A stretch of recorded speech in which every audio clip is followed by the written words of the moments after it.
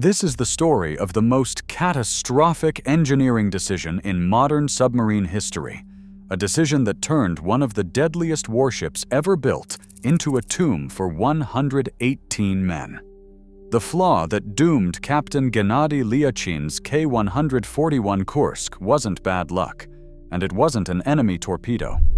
It was a chemical the Russian Navy had been warned about for 45 years and chose to trust anyway. On the morning of August 12, 2000, the Kursk was the pride of the Russian fleet. She was an Oscar II-class submarine, Project 949A, Ante in Russian designation, nearly 500 feet of titanium-reinforced steel, longer than a football field and taller than a 4-story building. She had been built for one purpose: to hunt and destroy American aircraft carriers. Her hull was double-layered. Her reactors were shielded. Sailors called her unsinkable, and after the chaos of the 1990s, she was a symbol that Russia's Navy still had teeth. That August, she was taking part in the largest naval exercise the country had attempted in over a decade. By 11:28 that morning, she was gone, or as good as gone. And the thing that killed her was not a missile or a mine. It was a single practice torpedo sitting in tube number 4. To understand what went wrong, you have to understand what was inside that torpedo. It was a Type 65. The Russians nicknamed it the Fat Girl because of its enormous size, nearly 36 feet long and weighing 5 tons. It was a monster of a weapon, designed to cross huge distances and tear a carrier apart. But to travel that far underwater, it needed fuel and it needed oxygen.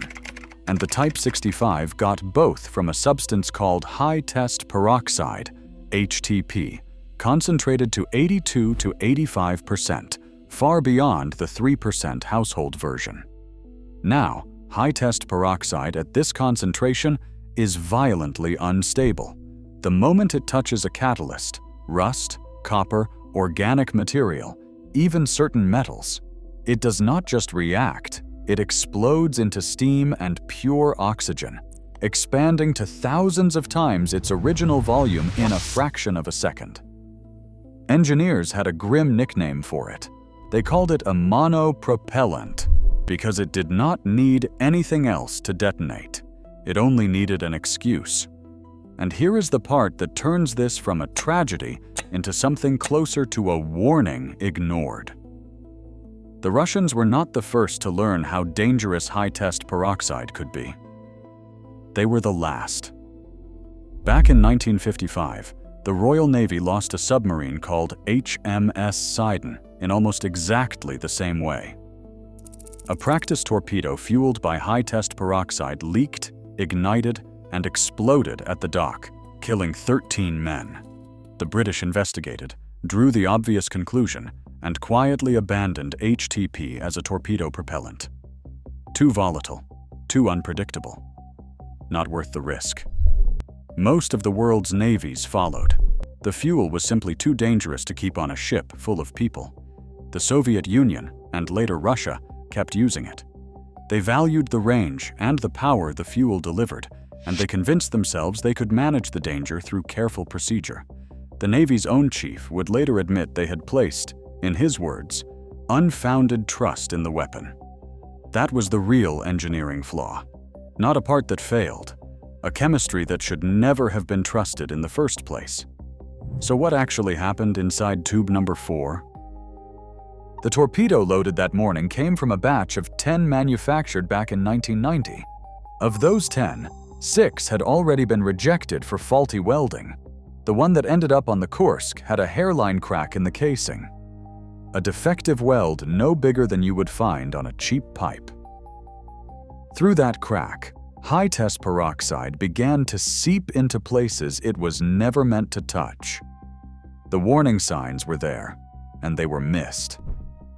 Sailors who loaded the practice torpedoes the day before had actually noticed the rubber seals leaking fuel. They reported it to junior officers. Nothing was done because the exercise was too important to delay. The crew handling the weapon had never been trained on HTP torpedoes. The safety instructions they recovered later were for a completely different type of torpedo and skipped essential steps, and the officers who approved loading the thing did not even have the authority to give that order. Every layer of protection that should have caught this failed, one after another. At 11:29 and 34 seconds, the leaking peroxide found its catalyst. The reaction was instant.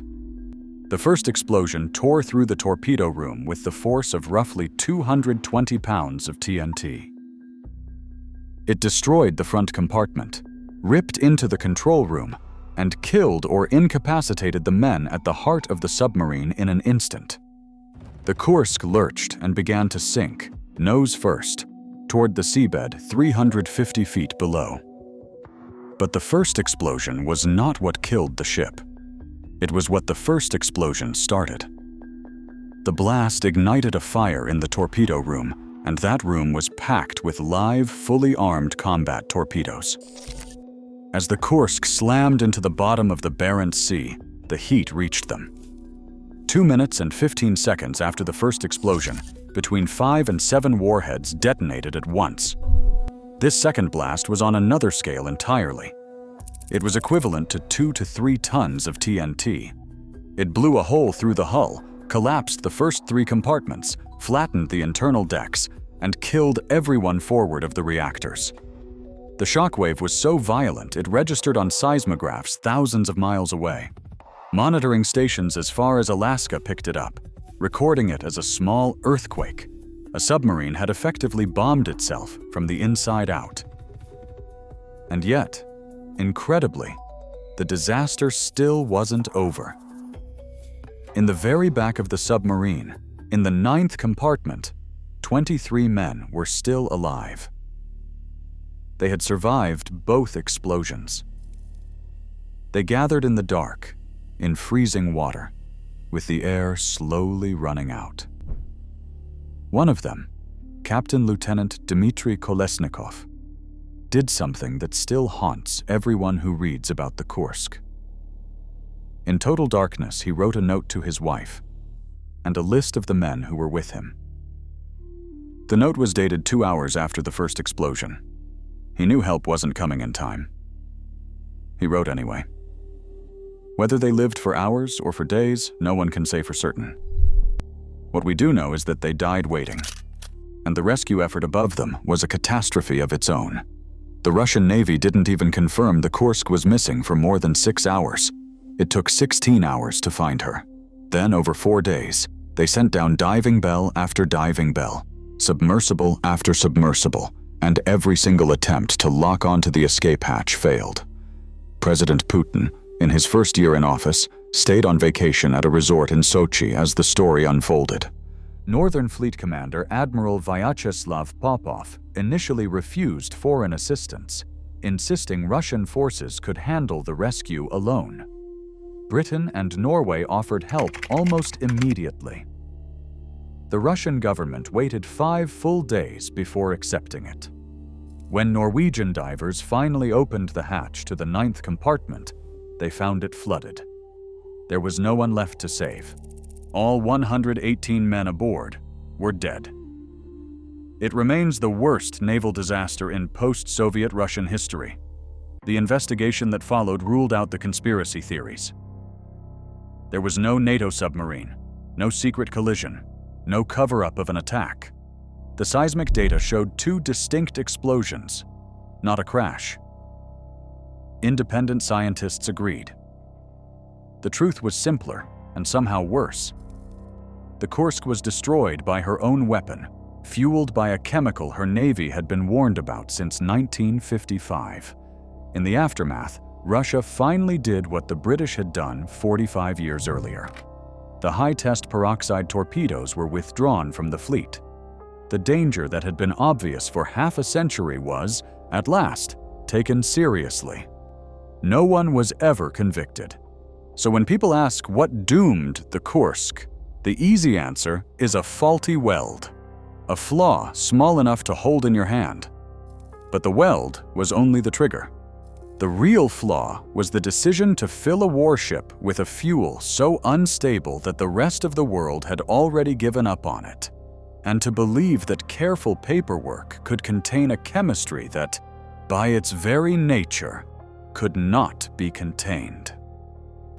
A coin-sized crack started the fire, but the danger had been built into the boat from the day she was armed. And 118 men paid for a lesson that had already been written. In another navy, in another sea, a lifetime before any of them were born.